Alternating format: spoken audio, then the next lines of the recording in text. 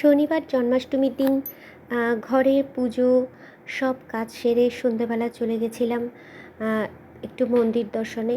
আমার বাড়ির খুব কাছেই বড় ঠাকুর বা শনি ঠাকুরের মন্দির, সেখানে হনুমান দাদার মূর্তিও আছে। তো সেখানেই একটু পুজো দিলাম, বড় ঠাকুরের পুজো দিলাম যেহেতু শনিবার। হনুমান দাদাকেও দর্শন করলাম।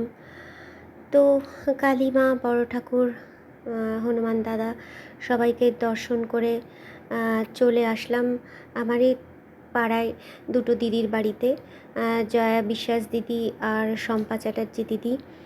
এটা জয়া বিশ্বাস দিদির গোপাল সোনা। তো গোপাল সোনাকে যেহেতু বার্থডে একটু গিফট দিলাম, বাঁশি দিলাম, চকলেট দিলাম, আবার গোপাল দাদার প্রসাদও গ্রহণ করলাম। তারপরে সেখান থেকে চলে গেলাম শম্পা দিদির ঘরে।